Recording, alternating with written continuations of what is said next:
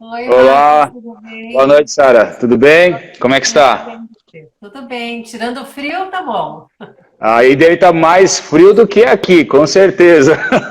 É, Quantos claro. graus está em Curitiba? Hoje tá melhor, mas ontem tava 2. Nossa Senhora. É gostoso Curitiba, mas é frio. No inverno é frio. Tem uns dias que, olha, realmente É penoso. corajosos. Imagina de manhã cedo, assim, levantar para ir trabalhar, não deve ser muito fácil. Não, mas acostuma, tudo acostuma. Com certeza. E assim, a gente acaba acompanhando alguns grupos, né, alguns amigos, e a gente tem uma realidade no nosso país de muitas pessoas com dificuldades, né? E quando às vezes tem algum parente com uma necessidade especial, pegar o ônibus cedo, esperar, enfim, é um transtorno, uma grande dificuldade. Eu gosto de falar um pouquinho disso porque muitas pessoas às vezes não entendem, né, as necessidades de outras pessoas e vivem reclamando da vida, né? E outras com bastante Exatamente. dificuldades vivem em pura gratidão. Exatamente. Eu acho que algumas pessoas elas só vão aprender quando elas passarem por uma condição semelhante, né? Algumas são empáticas por natureza, a outra é só quando realmente forem ali tocadas, né? É verdade.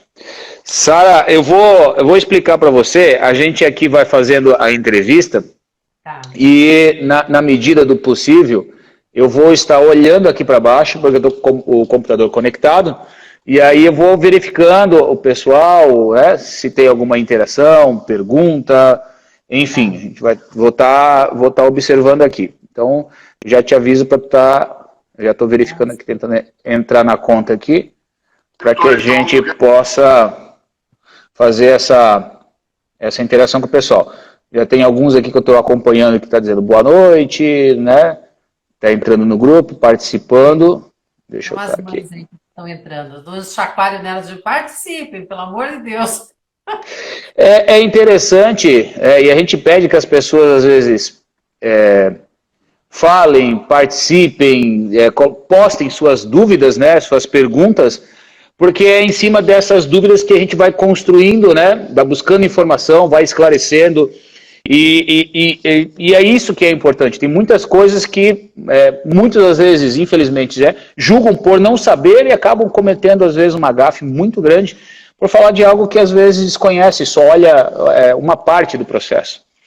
Então é legal falar disso. Hoje nós vamos falar de um assunto que realmente eu não conheço profundamente. Vai ser uma experiência muito grande de pessoas que realmente vivem esse universo, compreendem a necessidade, o dia a dia, né? Vocês participam, é um conjunto de mães que trocam informações dentro das inúmeras, vamos dizer, dificuldades e particularidades de cada caso é um caso, né? E com certeza a união desse conhecimento faz com que muitos pais, às vezes, que entram na associação de vocês, enriquecem seu aprendizado por muitas pessoas que estão ali, dificuldade, esse compartilhamento, né? É verdade. A troca de informações é tudo, né, Marcos? É, Porque como você falou, tem as suas particularidades. A doença é uma só, mas ela tem sim. suas particularidades, né? Porque os indivíduos têm as suas, né? Cada um tem uma condição assim um pouquinho diferente do outro. E além disso, né, a localidade onde mora, a cidade, a estrutura da cidade, né, a questão de hospitais, a questão de atendimento, a estruturação, às vezes, de renda da família, que facilita. A gente vê, às vezes, eu acompanho o universo, que agora é o universo autista aqui em Joinville, e claro, tem mães que falam assim, tem que pegar o ônibus, e às vezes o ônibus muito cheio, muito barulho, a criança, né, com TEA, às vezes ela fica um pouco incomodada. Então, assim, são situações que às vezes nós não temos ideias disso, e é importante falar, até um assunto que estávamos comentando esses dias, que quando uma criança, às vezes, ela se torna um pouco uma agitação psicomotora, né? E às vezes até meio agressiva com os pais, a sociedade fala que é mal educado, né? Porque assim, se lê um estereotipo de pessoa que assim, parece que não tem nada, mas tá batendo na mãe, é mal educado, aí esse pessoal vai se intrometer, a mãe se sente mais ofendida porque ninguém sabe o que está ocorrendo. Então, é só através da informação, do conhecimento, e eu gosto de falar algo muito específico. Tá? Quando eu desenvolvi o nosso método de contenção física, de contenção de paciente em crise, ele é embasado numa arte marcial que chama Aikido. E o Aikido é a harmonia. Então eu gosto de dizer que é um processo embasado no amor, porque quem ama cuida, quem ama respeita, quem ama ajuda, quem ama tenta se praticar dentro da ideia da empatia, da solidariedade. Então é um proposto que o amor tem que ser a base. Se não for a base... E mãe é único, né? Não existe a diferença. Mãe é mãe. Pessoal, eu estava dando uma introdução, conversando com a Sara, quem está nos acompanhando. Já tem algumas mães, boa noite, boa noite. E o pessoal está entrando aí para participar. Então, a gente... Você falou uma coisa interessante, que quando a criança com autismo, né? Às vezes ela entra no ônibus, está muito tumultuado e as pessoas não entendem. As pessoas costumam perguntar sobre a esquizofrenia, né? Quando olham assim o filho e falam assim, nossa, mas ele não tem cara de esquizofrênico, mas eu sempre digo que a esquizofrenia não tem cara, né? Ela não é como uma síndrome de Down que apresenta certas características, né? Ela física, é uma né? doença mental, é um transtorno mental, mas que não tem, né, no rosto, nada que demonstre, né, que ela tem uma patologia. E Sara, assim, compartilhando com você, em 2011, em 2012, quando eu fui convidado pelo hospital aqui que tem uma ala psiquiátrica, o Hans-Dieter Schmidt, em Joinville, eles pediram que eu ajudasse a reescrever o protocolo de contenção física, foi aí que eu comecei a ter acesso a doenças mentais, né? E é claro que é uma realidade diferente, é um hospital, né? E é uma ala toda fechada, assim. E quando eu cheguei lá dentro, assim, e vi aquelas pessoas, realmente, eu não tinha a mínima noção de um ser humano com uma doença mental, né? E assim, é muito difícil. É muito difícil, porque, assim, como os familiares, né, sentem a dor, e tem muitos familiares que querem ficar longe do problema. Existe também. Né, que não quer se incomodar. Então, assim, eu tive contato de pessoas que falam, não, melhor ficar lá, e não é um hospital psiquiátrico, é uma ala, é um breve tratamento, né, o médico tenta medicar e retornar para casa. Então, é muito difícil. E a gente parar para pensar, mas ninguém se coloca no papel, se eu fosse um paciente, eu gostaria que alguém cuidasse de mim, né? Geralmente, a pessoa só olha que é o outro, e quando é o outro... O problema não é meu, é dele. Então, assim, é difícil, né? E eu gosto de falar sobre esse assunto, porque não é que seja louvável, mas é uma experiência de vida única, né? Que muitos pais passam por diversos... não somente crianças ou adolescentes ou adultos com transtorno, mas os seres humanos, quando a gente se coloca no lugar do outro e tenta vivenciar um pouquinho o dia a dia daquelas pessoas, a gente começa a enxergar o mundo diferente. Eu comecei a ter essa visão nos trabalhos sociais, comecei a realizar nas diversas frentes e aí ver que cada um tinha a sua singularidade. E essa singularidade tinha coisas positivas e coisas não tão positivas.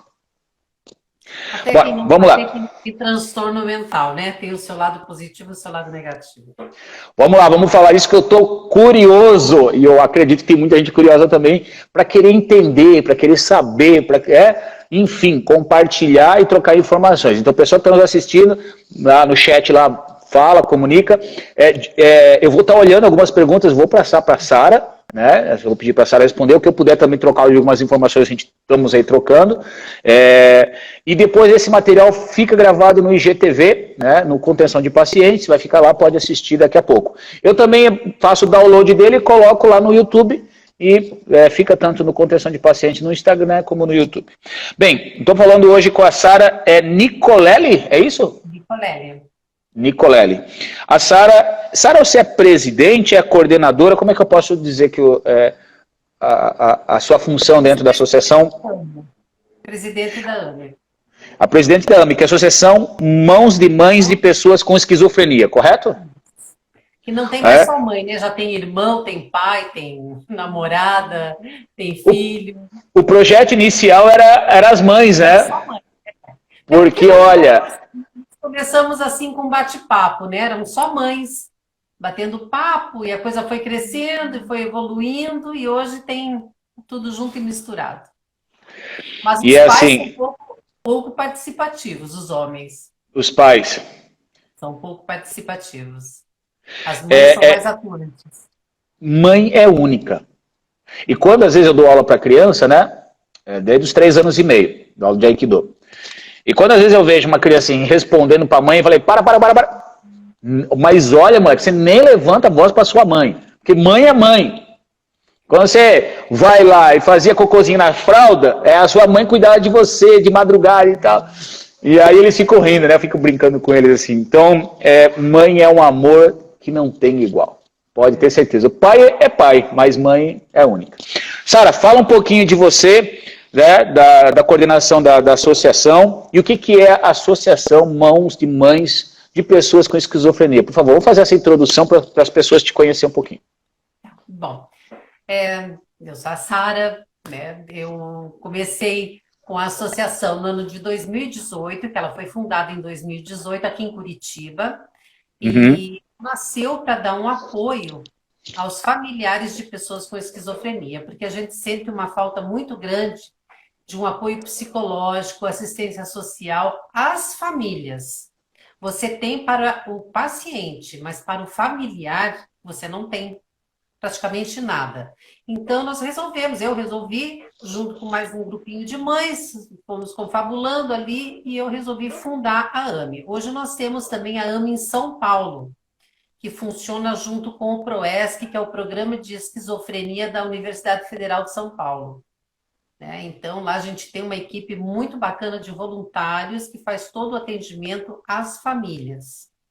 Que é interligado com a AME de Curitiba. Isso, lá é um apêndice assim, da AME daqui, né? E está indo muito bem lá. Eu acho até que pelo tamanho da cidade está tendo um bom resultado, né? Agora, infelizmente, com a pandemia, ficou tudo muito online. Mas a dificuldade que a gente tem ainda, muito grande, é em fazer as famílias procurarem ajuda. Por incrível que pareça, você abre uma associação para ajudar as famílias, mas a dificuldade em fazê-las comparecer, em procurar um apoio psicológico é um desafio muito grande. Mas estamos ali, né? Estamos ali para dar esse atendimento, para dar esse suporte. Estamos tentando título de utilidade pública, né? Para aí facilitar um pouquinho mais também, porque eu não tenho funcionários ali e eu trabalho com voluntariado, né? Então eu tenho que ter uma equipe de voluntários para me ajudar. Certo. E o voluntariado tem o seu horário, né, Marcos? A gente não pode exigir que permaneçam lá um período muito extenso, né? É importante, né? Eu esse ano não por causa da pandemia, mas em 2019 eu dedicava, né, voluntariamente 8 horas semanais de ação social.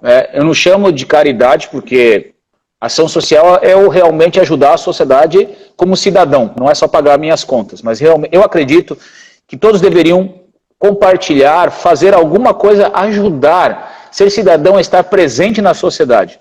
Estar presente é entender o que é a sociedade. Ela fornece o que ela precisa, né, para ter o equilíbrio na balança. Então, assim, tem muita gente da forma, o pouco que eu de conhecimento, compartilho com algumas entidades aí. E eu incentivo isso, até eu fiz uma live no Instituto Ashibana de Aikido, sobre o Aikido e a ação social, uma transformação de mindset, né, uma mudança de mente, que a pessoa que mais se beneficia é quem vai trabalhar numa ação social. Porque o aprendizado é gigante, né? Que a gente aprende convivência com outras pessoas. Então a gente acha que a gente está ajudando os outros. Não, você está sendo ajudado. Quem vai fazer esse trabalho? Mas é importante ele lembrar que, mesmo sendo um trabalho social, a pessoa tem que ter um compromisso. Né? De tal hora, e se comprometer realmente estar lá, porque as pessoas vão contar com você, certo, Sara? Exatamente. Tem que ir com amor e com vontade, né? Não adianta você por ir, porque não vai ter bom resultado. A partir do momento em que você realmente se dedica, que você resolve... Eu, por exemplo, quando eu decidi abrir a AME, não foi para ganhar dinheiro, porque além de ser, né, não governamental, a ajuda que eu tenho para manter a AME são das mães. Eu não tenho ajuda do governo, não tenho ajuda de empresário, não tenho ajuda de nada. Eu tenho ajuda de mães, e inclusive mães que não moram em Curitiba. Então a gente se Nossa. mantém ali assim ainda, graças a elas. Então essa união é muito bacana, sabe? E eu tenho certeza que essas que me ajudam financeiramente, se morassem aqui em Curitiba, seriam muito parceiras. Olha, que legal, hein?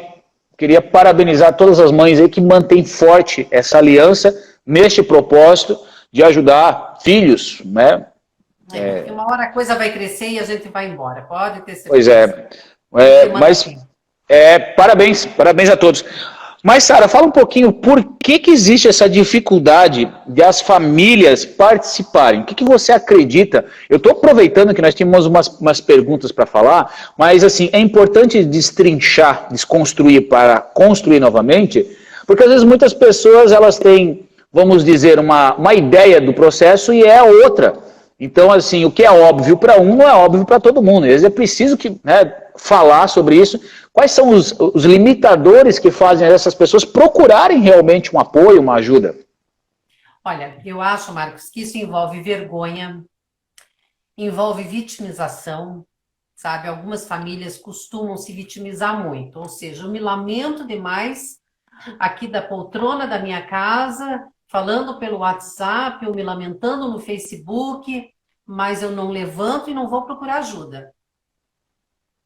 Então, essa é a vitimização. Eu sou a coitadinha, eu fui visitada por uma doença muito triste, porque o meu familiar está doente, e a gente adoece junto. Aí tem a vergonha. Não, eu não vou sair para mostrar que eu tenho um filho com esquizofrenia, uma filha, um marido, enfim. O preconceito, o próprio estigma que a doença já vem trazendo de muitos anos, esse estigma. Entendi. E hoje em dia, a analogia que fazem da esquizofrenia com a psicopatia, e não tem nada a ver uma coisa com a outra. Então, eu acho que são esses dois grandes fatores, Porque se você tem uma associação que oferece, eu vou te falar, ali o mínimo que a gente cobra de uma associada é R$10. Você pode contribuir a partir de R$10. Então, puxa, por R$10, você consegue ter ali o psicólogo para você, faz uma terapia individual ou terapia em grupo, a gente tem outras programações. Então, por que você não vai procurar ajuda para você? Para você poder entender melhor essa doença, para você poder falar com outras famílias, ali numa terapia em grupo, ouvir um pouquinho de cada história e até mesmo não falar sobre a esquizofrenia, porque você pode ir um dia para não falar sobre a doença. Você vive 24 horas por dia a doença, então vamos lá hoje para não falar da doença. Vamos deixar um pouquinho de lado isso, vamos assistir um filme, vamos fazer alguma coisa, algum artesanato, discutir outras coisas, fazer uma confraternização, mas Perfeito. a dificuldade realmente... Para mim, são nesses dois sentidos. É vitimização, eu vou ficar aqui no meu canto me vitimizando, chorando, achando que do mesmo jeito que a doença caiu na tua casa, a cura vai cair também, a solução vai cair, e não é assim. E quanto mais você dá murro em ponta de faca, que você não vai atrás da ajuda, mais difícil de você compreender a doença, mais difícil de você aceitar o paciente, a condição dele. Então, você, além de não ajudar o paciente, você também não se ajuda, Essa sua fala é importante, porque, assim, dentro dessas, uma pouca vivência, ainda sou um cara novo, mas essa pouca vivência de compartilhar informações com alguns grupos sociais, eu sei que é trabalhoso, qualquer, vamos dizer, comportamento fora do normal, seja de adulto ou criança, isso dá trabalho. Mas eu gosto de lembrar que a gente não veio nesse mundo a passeio. Tudo tem um objetivo no mundo. Então, assim, se cada um tem uma jornada a ser cumprida. Alguns vai ter uma jornada assim, vamos dizer, numa picada, numa rua ampla, fácil de trilhar. Outros vão ter que abrir o caminho no facão, né? Aquele mato fechado, vai ter que desbravar, vai ter que conquistar. E isso, a união fica mais fácil de ser feita. Se o grupo se une, os resultados são maiores a ser conquistados. Então isso é importantíssimo lembrar, né? Eu estou até fugindo um pouquinho do escopo da nossa entrevista, porque é um assunto pertinente e às vezes muitas associações sentem dificuldades e às vezes esse bate-papo às vezes faz a pessoa, pô, legal, eu acho que era importante, né? Faz sentido ouvir isso aí e dizer para você, além de você ajudar o seu familiar ou um amigo, você está ajudando toda a sociedade. Tem muitos que precisam de você, né? Quanto mais um agregar valor, é um mutante grande, né? Cada um fazer um pouquinho dá muito resultado. Então, é legal. É importante saber que tem essa dificuldade. Aqui tem alguém também conectado aqui na conta da AMI, né? Está fazendo umas perguntas, enfim, perguntando sobre os protocolos, eu acredito que seja de contenção, precisamos conhecer os protocolos. Essa é pra você, então. Conhecer os protocolos de serviços públicos, situações de emergência, quando o SAMU, a polícia chegam, quando chegam, depois de muito tempo, já estamos no mínimo cansados, mas na verdade até frágil ali. Enfim, a questão da contenção, eu digo para vocês, porque como eu trabalho com uma arte marcial já há mais de 25 anos, e o meu professor é policial em São Paulo, então eu tenho uma técnica de contenção voltada à área da segurança, certo? Em 2011, eu tive contato com essa questão das pessoas que prestam assistência na área da saúde e que estavam sendo agredidas. Então eu tenho 2 amigos que são coronéis hoje da Polícia Militar, foram ministrar um curso em Portugal e chegar lá, Portugal e Espanha, falaram assim, os profissionais da área da saúde estão fazendo artes marciais. Eu falei assim, mas por que estão fazendo artes marciais? Qual é o motivo? Porque os pacientes estão agredindo. Eu falei assim, naquela época eu não tinha nem noção, né? Mas como? Se o profissional da área da saúde está indo lá para promover o bem, a saúde, qual é o motivo de um paciente agredi-lo? Então, são pacientes, eles são doentes mentais, né? Foi a fala, são doentes psiquiátricos, ansiedade, enfim. Eu falei, nossa, nunca imaginei que isso poderia ocorrer. Eles falaram, pesquisa sobre isso. E na época, em 2011, eu comecei a pesquisar e era verdade. Já no Brasil acontece. Na realidade acontece muito, mas é muito pouco falado. Tá? E aí ao contatar, comecei a fazer trabalho no SAMU, nos bombeiros aqui da região e tal, até chegar ao hospital. Lá no hospital eles pediram para reescrever o protocolo. Aí eu falei assim, tá, aqui, eu não sou da área, não entendo, primeiro me diz assim, o que é esse tal de protocolo? Quer fazer uma pergunta, Sara? Não. Não? E aí eu falei, o que é esse tal de protocolo? Ele falou assim, o protocolo de 5. Eu falei, o que é o protocolo 5? São 5 pessoas para conter uma. Eu falei, tá, mas como é que faz? É isso que a gente quer que tu ajuda. Eu falei assim, não, mas isso para mim não é reescrever, é escrever, porque se não está escrito como fazer, tem que começar do zero. Eu falei, não, o protocolo, e aí se a gente for pesquisar, pelo menos, hoje alguns sites já explicam, mas na época eu não explicava. Como fazer? Então o protocolo diz assim, uma pessoa segura o tronco, uma segura um braço, outra segura outro braço, uma segura uma perna, outra segura outra perna, e contém essa pessoa, para ela não se debater, para ela não se machucar, ou não machucar outras pessoas, né? Quando ela fica muito agitada, ela pode se machucar também. Então, para ajudar o paciente nesse ponto. Aí eu falei assim, tá, ok, entendi, o protocolo é um no tronco, no braço, outro braço, uma perna, mas como é que chega até lá? Eu falei assim, é isso que a gente quer que você faça. Eu falei assim, pois é, então assim, o protocolo está escrito que existe 5 pessoas e aonde cada um vai. Mas como, de que forma, mudanças de ambientes, os riscos que o ambiente pode propiciar, se essa pessoa tiver com algum objeto perfurante, cortante ou contundente, muda todo o contexto. Enfim, foram 6 meses eu ouvindo os profissionais da área da saúde, médicos, enfermeiros, psicólogos, quem trabalhava na ala psiquiátrica. Porque eu falei assim, ó, eu não entendo desse universo, eu entendo de técnicas de artes marciais. E aí foi um trabalho árduo, porque a maioria das coisas que eu sabia, eles falavam assim, isso não pode, isso não pode, isso não pode. Eu falei, por que não pode? Porque é um paciente. é alguém que não pode ser maltratado, é alguém que precisa de ajuda, e aí eu fui inserindo a este universo. Foi muito, muito aprendizado, teria que entender, e cada vez é um aprendizado mais, porque existem inúmeros transtornos, cada um é diferente. Quando tem uma criança, um adulto, imagine, às vezes pega uma pessoa, uma menina de 1,50 m que 4 homens às vezes não conseguem segurar, às vezes, outra realidade, nem sempre tem 5 pessoas para conter, num hospital tem. Mas aí falaram assim, e o turno da noite, que às vezes não tem 5 pessoas? E o socorrista, que às vezes tem 2 pessoas ou 3 pessoas? E olha, o universo foi amplificando de um jeito que eu falei assim, é muito difícil fazer isso. Tá? É muito difícil. Por quê? Segurar alguém que não quer ser segurado? E aí eu fiquei sabendo, né, que a pessoa que entra, às vezes em crise, a força dela dobra, triplica, e aí o negócio só piorou, ficou muito difícil. Então, assim, é sempre importante falar que a contenção física utilizada pelos profissionais da área de segurança é diferente, porque eles trabalham com a ideia de alguém que está transgredindo a lei. Alguém que vive à margem da lei, da ordem da sociedade. O paciente psiquiátrico, ele não tem noção do que ele está fazendo. É diferente. Ele não está fazendo algo porque quer transgredir a lei. Ele não segue o livre-arbítrio das coisas. E é aí que está a grande diferença.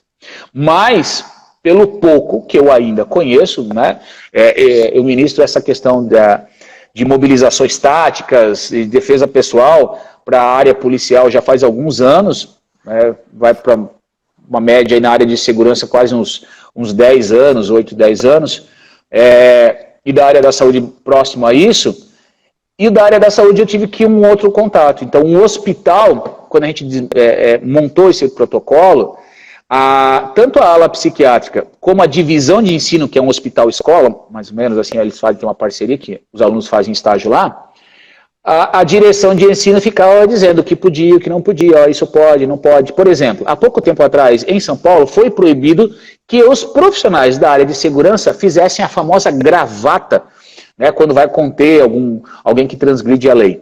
Por quê? Porque ela, se feito de forma correta, ela corta o fluxo sanguíneo e a pessoa fica no grog, né? Aí fica molinho e eles imobilizam. Mas se apertar a traqueia, pode afogar a pessoa, pode machucar a glote.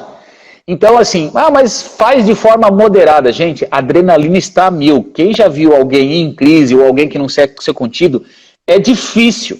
Não adianta dizer que é fácil, porque não é fácil, é difícil. Só que eu sempre falo, a contenção física tem que ser a última opção. A última opção a ser escolhida é realmente ter que conter alguém que não quer ser contido.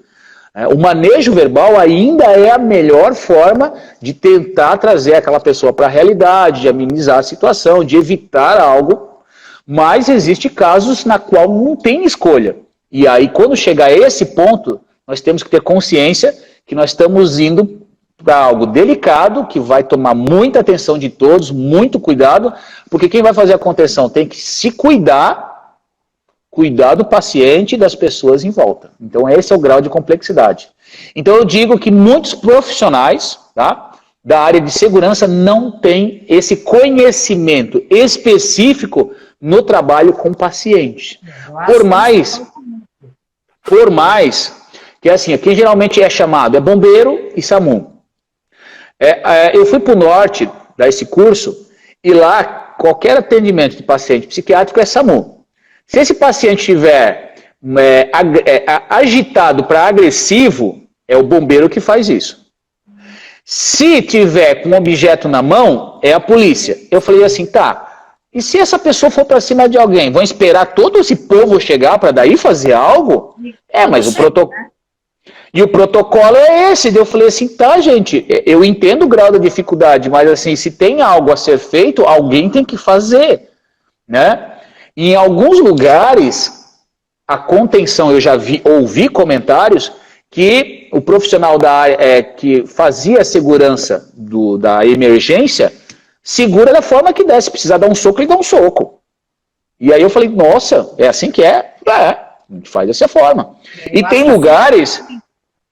lugares que o profissional da área de segurança, ele sai, porque ele fala assim, ó, o trabalho da segurança é assegurar o imóvel, que é o hospital. Não é a função dele conter alguém, ou isso daí é a função de quem trabalha na área da saúde. A área da saúde chama a segurança pública para fazer isso, para fazer esse trabalho. Então, é um trabalho que o grupo aqui de Joinville, eu acho que eles estão mudando o nome, era Universo Singular Autista, eles estão mudando o nome agora.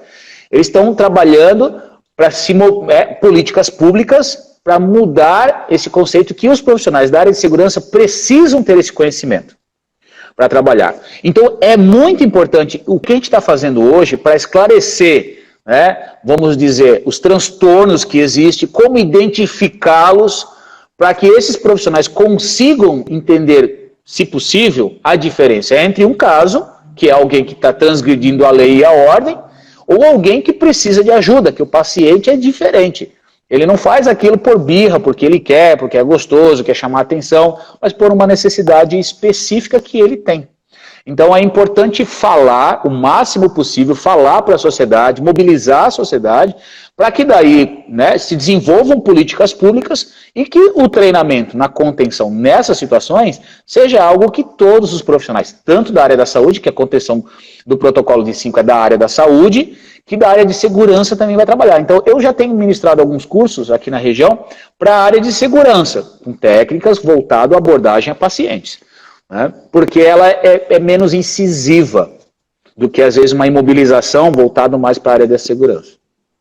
Isso aí deveria ser como primeiros socorros, né? Onde cada empresa tem uma equipe para dar um atendimento caso ocorra, né? Mas você sabe que é importante você ter falado isso, que nas escolas, agora eles estão tendo consciência de trabalhar primeiros socorros nas escolas, que é uma criança se machucar é a coisa mais comum, antigamente não se tinha isso daí. Uhum.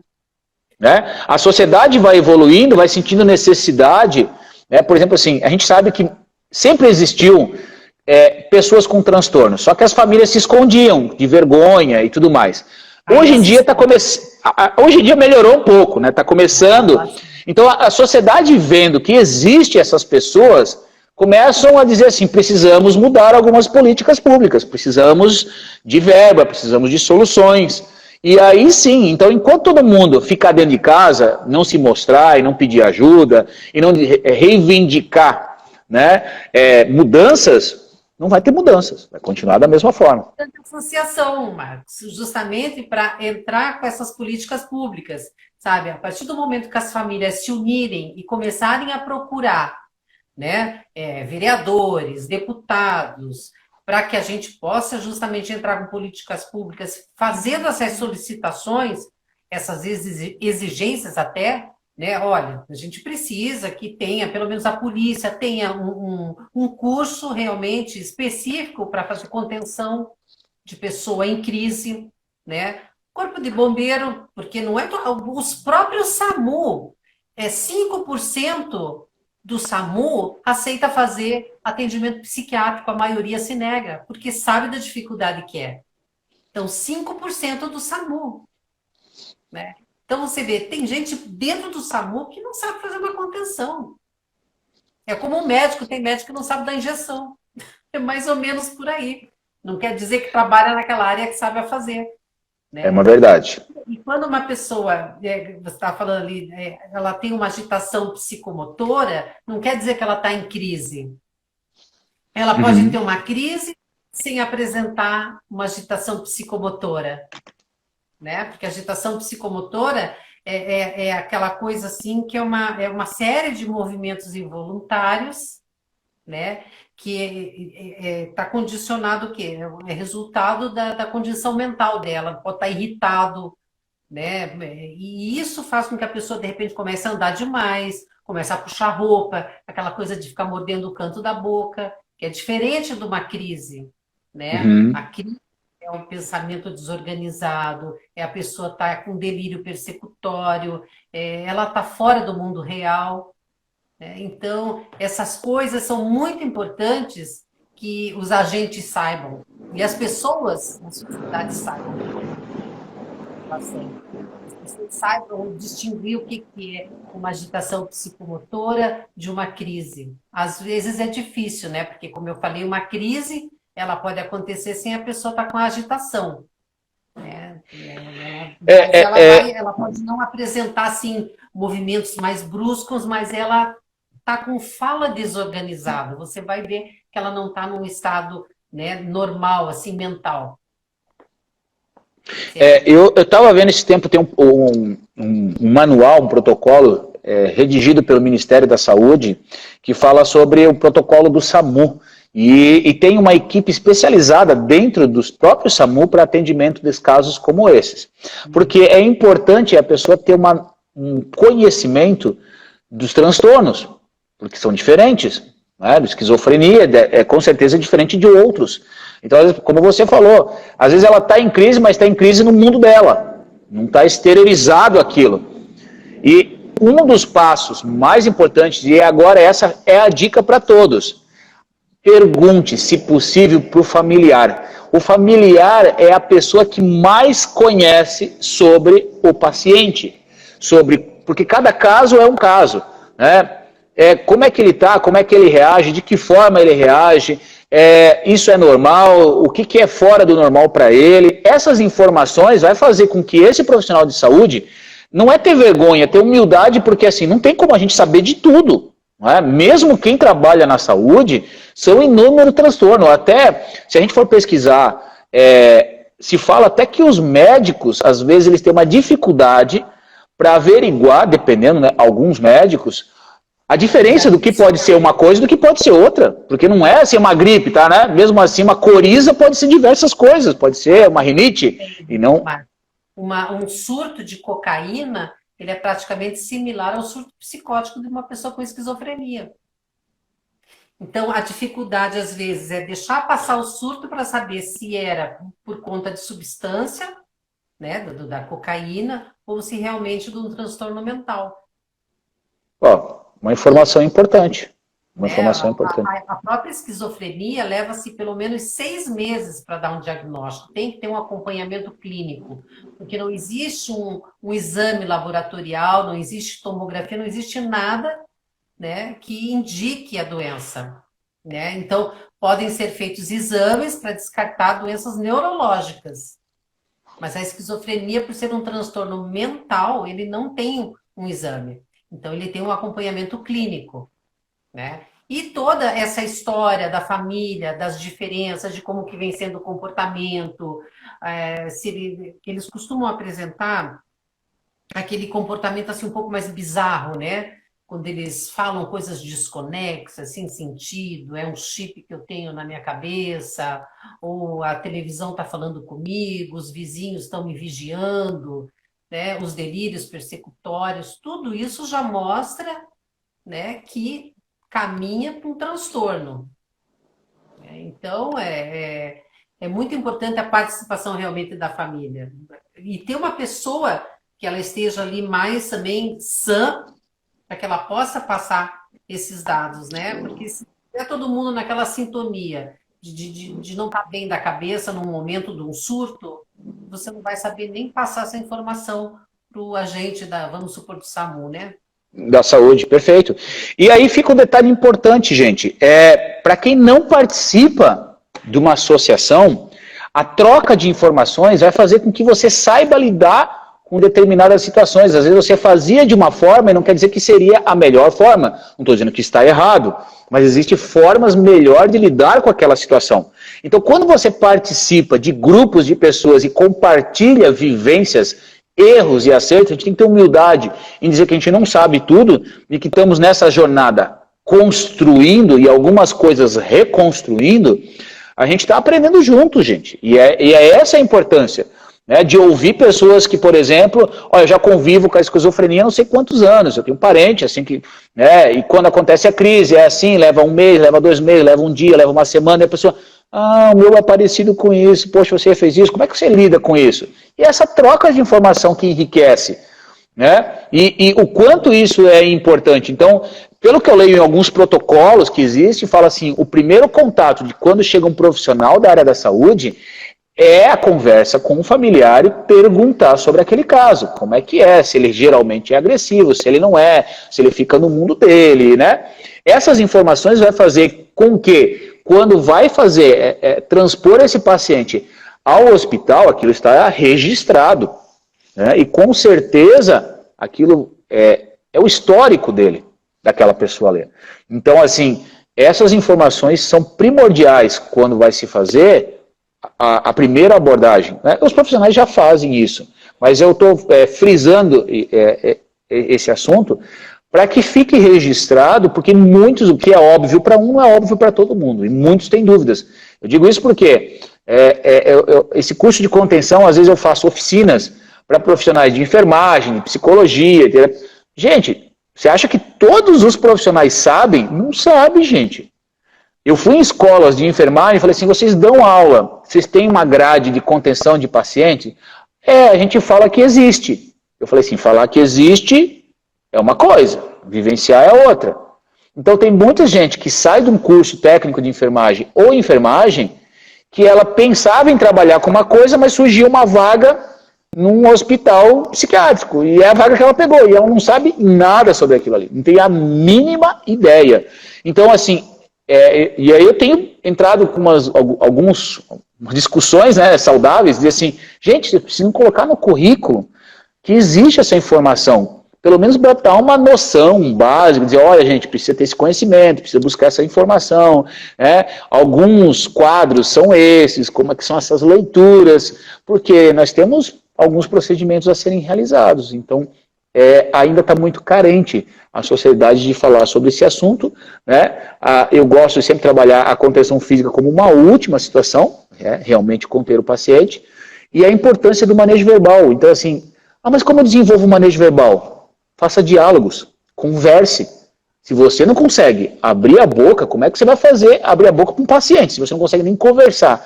Mas eu sou introspectivo. Eu falei assim, mas fazer o quê? Você escolheu a sua profissão e em determinados momentos você vai ter que falar com o paciente. E detalhe, não vai ser um diálogo normal. Você vai ter que tentar trazer essa pessoa para a realidade, acalmar ela e de uma certa forma ter tranquilidade e calma numa situação às vezes que é extrema, para tentar amenizar o que os outros estão precisando e acreditando que você, profissional da saúde, vai ter a solução.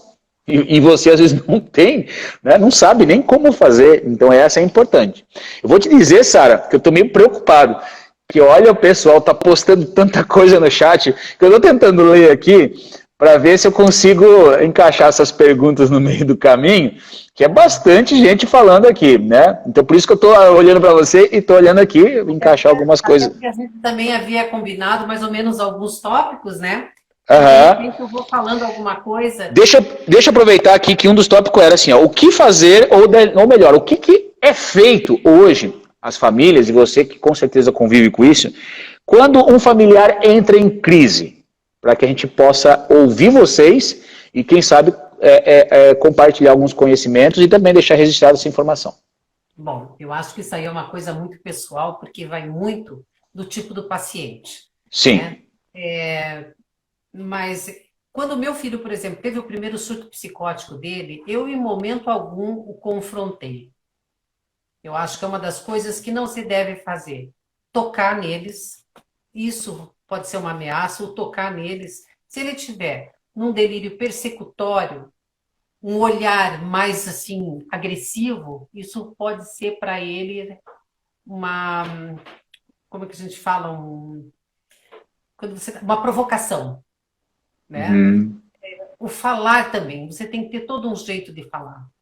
Evitar ter faca, qualquer instrumento que possa cortar, machucar a si e a quem está perto.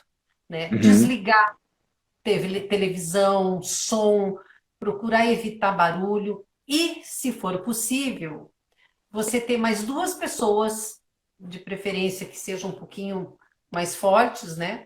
Que sejam tranquilas junto com você, no caso de você precisar fazer o transporte dessa pessoa, porque nem sempre você consegue o SAMU. Né? Teve uma situação aqui na minha casa que nós chamamos o SAMU, 3 horas e meia depois, Eles retornaram perguntando se nós precisávamos ainda do SAMU. Minha mãe, que tem 80 anos, é que atendeu o telefone e falou: minha filha, se ele tivesse que ter matado ou se matado, ele já teria feito. Então, o que que você faz? A gente coloca assim, no banco de trás, duas pessoas, uma de cada lado, caso ele comece a se debater, para que cada uma possa segurar, e o outro que vai dirigindo. Se puder ter mais um do lado, ótimo. Então, essa é a indicação que eu dou. Agora, vamos supor, Marcos, que você está sozinha. Eu tenho o caso de uma mãe que o filho tem 2 metros de altura, pesa 120 quilos e ela estava sozinha com ele quando ele surtou. Ele não matou porque não quis. Ele não queria matar a mãe, mas ele machucou a mãe. Então, o que fazer num momento desse? Até a polícia chegar para contê-lo, né, o bombeiro, foi muito tempo ela apanhando. Como que uma mãe vai agir num momento desse? Ela não tinha para onde ir. Ele tem 2 metros de altura, sabe? Então, para nós é uma carência muito grande de um atendimento emergencial. É emergencial mesmo, psiquiátrico. É de ligar alguém, sabe? Tipo aquele botão do pânico. Tinha que ter um botão emergencial de você, na hora, bateu naquilo ali, é porque você realmente está correndo um risco de vida. Aliás, risco de morte, né? Assim como eles podem se machucar. De repente, ele pode não fazer nada contra a mãe, contra o seu familiar, mas fazer contra si próprio. Tenho tantos casos de mãe que os filhos se suicidaram. O índice de suicídio entre eles é muito grande, porque eles não aguentam, sabe, a doença. Então, Entendo. o que fazer no momento de crise? É muito particular. Isso vai muito de como tudo acontece, o ambiente, se tem mais pessoas, a condição do familiar, como é que ele também está psicologicamente para enfrentar a pessoa que está em surto, né? Porque é assustador. É assustador. Eu tenho meu filho tem 1,80 m, pesa 90 e poucos quilos. Né? Quando ele se agita, parece que ele dobra, né? Mas hoje eu já aprendi melhor a lidar, mas a gente nunca sabe o que pode acontecer. Deixa eu te perguntar, uma informação que é isso eu sempre faço. Existem alguns sinais que antecedem a uma crise dentro da esquizofrenia? Alguns sinais de comportamento, né, do paciente que ele vem a fazer, que, é claro, isso é uma observação, é um feeling que tem que ter muito fino. E, claro, o familiar, pela convivência, aos poucos, ele vai sentindo isso. Existe alguns, e claro que é uma particularidade de paciente para paciente, mas assim, que você já observou, existe alguma particularidade que é possível averiguar esses sinais? Olha, eu acho que um dos sinais, assim, o olhar, a forma como eles te olham é bem característico de quem já não está bem. É um olhar assim raivoso, sabe? Ou é um olhar assim que te provoca um certo medo. Eu observei em alguns casos, de muitos, que eles não estão bem quando eles colocam um capuz. É interessante, né? Cruzam os braços aqui, colocam, até por sinal eu estou de capuz, fica, sabe? Assim. Mas isso é um sinal que é óbvio, não quer dizer que vai entrar em surto. Uhum. Mas é tão difícil porque eles mudam. É uma coisa assim tão rápida, Marcos, que nem sempre eles dão um sinal. Agora, Entendi. observo muito se na forma que ele passa, o tom de voz, a forma como ele fala, né, o próprio andar, se não dormiu, o sinal de um surto, de um provável surto, é ficar sem dormir.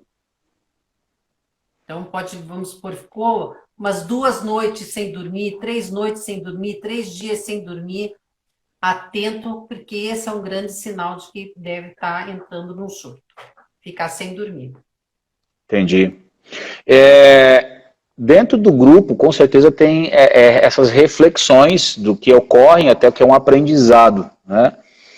E os pais já conseguem, ou familiares já conseguem pedir alguma ajuda quando verifica esses sinais, ou deixa realmente, vamos dizer assim, chegar realmente numa crise, exteriorizar essa agitação, a crise exteriorizada, já com agitação e tudo mais, para depois fazer o chamado, ou já faz esse chamado antes, quando faz a leitura desses sinais? Porque você pode me dizer assim, Marcos, mas pô, a gente vai incomodar, pode ser que não seja nada, quando começa isso, enfim. Por que eu te pergunto isso? Todos que estão aqui assistindo estão vendo diversas perguntas, eu estou tentando ler e falar um pouquinho sobre isso. Gente, é muito difícil, você para ver, quem assiste uma luta de MMA, né, aquele Mixed Martial Arts, na qual uma pessoa vai lutar com outra. Você pode ser a mais preparada possível, né? E não tem como a gente medir a força de um homem em relação a uma mulher. A massa muscular é diferenciada, a natureza, é biológico isso. E se nós formos parar para pensar, dentro de uma abordagem, quando uma pessoa vem de frente, o peso corporal frente a uma pessoa a outra é relativamente um fator que auxilia no maior frente ao menor. Ah, mas o menor consegue derrubar o maior dentro das artes marciais? Consegue, com técnica, sim. Mas nós não estamos falando uma questão de luta, de quem vence ou quem perde. Nós estamos falando de pessoas que querem resguardar a vida de outras pessoas da melhor forma possível. É isso que alguns às vezes não entendem, essa diferença. Tá? Então, assim, é quase impossível, vou dizer aqui, é quase impossível alguém de 2 metros de altura, você tem 1,70 m, e se essa pessoa quiser vir com tudo, você vai querer conter ela. Não existe milagre. E digo isso porque não... Desculpa, não te ouvi. Às vezes não é nem conter, é se defender. Então assim, quando a gente desenvolveu o método de contenção de pacientes, eu perguntei assim, porque existia casos de o paciente quando surtava, eles tinham que conter esse paciente. E aí eu falei assim, e existe o paciente vir agredir vocês? Ele falou, já. De pegar um objeto, não sei onde um encontrou um lápis lá e veio para dar no pescoço do enfermeiro. Eu falei, sério? Ela falou, sério? Naquela época eu não tinha a mínima ideia. Aí eu falei mas por que eles fazem isso? Eu falei assim, não, porque eles não sabem o que estão fazendo. No surto deles, eles acham que você é uma ameaça, ou enfim. Eu falei assim, vocês é louco, gente. Ele falou, não, é sério, Marco? Eu falei, não, vocês é louco. Tá num ambiente desse, eu não tinha a mínima ideia, eu fiquei aterrorizado com a situação. Eu falei, minha vida tem risco. Ele falou assim, esse é o nosso trabalho, a nossa vida tem risco. Às vezes tem, dependendo da quantidade de pacientes e o medicamento que o médico vai dosando, vai diminuindo o medicamento, vai trocando o medicamento, e às vezes pode ocorrer isso. Então, entender que a contenção física, o protocolo que existe é para que 5 pessoas possam conter de uma forma mais, vamos dizer assim, mais tranquila, menos, vamos dizer assim, que gere menos resultados, não vou dizer agressivo, a palavra não seria agressiva, que gere menos lesões possíveis. Então, por exemplo, já aconteceu dentro de hospitais, ao conter o paciente, que não é algo fácil, a equipe meio que caiu, tentaram conter, machucaram um dedo, ou levar o paciente para o chão, bater o rosto, ficou roxo. Então, um rosto roxo meio que parece um soco no rosto, mas não quer dizer isso. Então, eu percebi que existia uma necessidade de trabalhar a proteção da equipe também, ou a proteção de quem vai conter, além de conter. Porque nós temos que pensar, por exemplo, que quem trabalha num plantão tem que estar bem, para daqui depois da próxima escala ele esteja no plantão. Se essa pessoa se machucar 1 ou 2, é 1 a menos no plantão, então vai ter um déficit nesse grupo. E aí pensando depois dos contatos dos familiares, se a mãe se lesionar, ou alguém da família que já cuida, quem é que vai suprir o plantão dessa pessoa, né? Aí ficou assim mais difícil de parar para pensar nisso daí. Então assim... Como uma mãe sozinha, por exemplo, eu moro sozinha com meu filho. Se ele surtar aqui, e o tempo para você chamar um SAMU? Como que você faz para você chamar o SAMU? De repente, às vezes, você não tem nem tempo de pegar no celular. Aí outra coisa que eu gostaria até de fazer um Aham. puxadinho. Existem casos, Marcos, que a gente chama o SAMU, que eles estão virados no saci. O SAMU chega como se nada tivesse acontecido. Aí é uma crise, é uma dissimulação, o que que é? É muito complicado, é uma doença que desafia a gente, que você tem que realmente.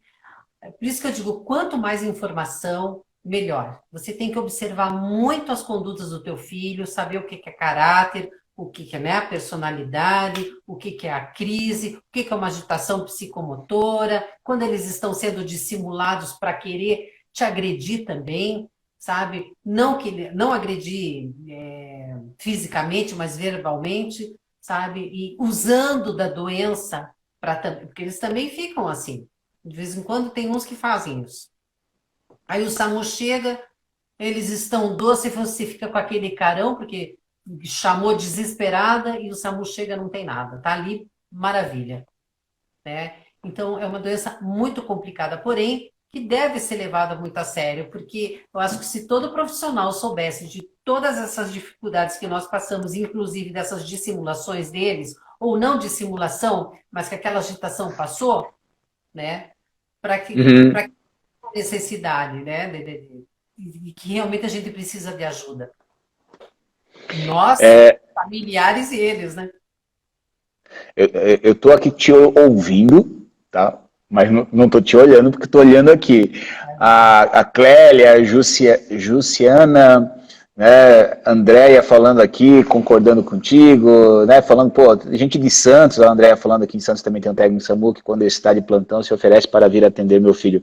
Então, assim, eu vou depois ler esse material que está aqui, né, e se for, depois eu converso com a Sara, se for necessário eu faço um vídeo, né, eu respondendo essas perguntas, não sei se eu posso ajudar dessa forma, para a gente poder interagir contigo, né, Sara?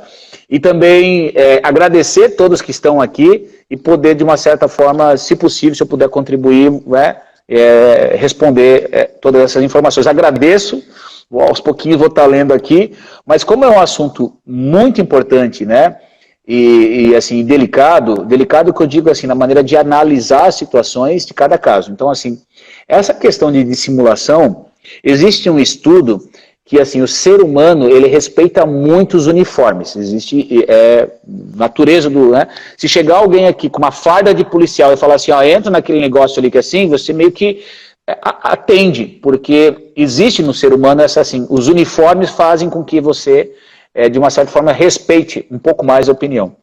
E eu já ouvi, né, de alguns profissionais que alguns pacientes, quando geralmente chega profissionais como bombeiro, SAMU, eles mudam o quadro. E aí fica essa pergunta sua mesmo, né? Será que era realmente uma crise ou se realmente estava se fazendo?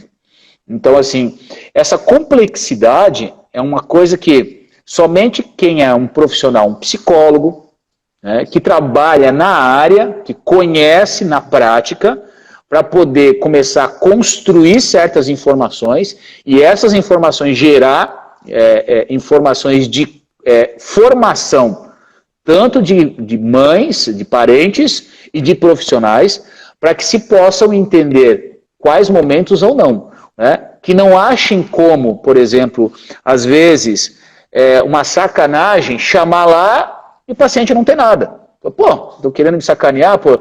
Às vezes pode ser que algum profissional diga assim, né? Pô, tinha tantos atendimentos a serem feitos, chamaram aqui para conter alguém que estava surtando e não tem nada.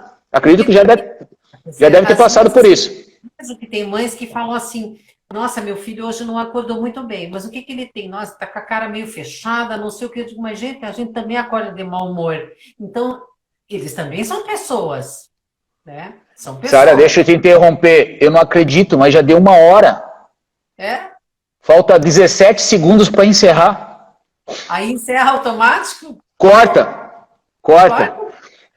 Ele vai cortar aqui, a gente entra mais um pedacinho, eu vou fazer novamente, ele vai cortar, falta 6 segundos.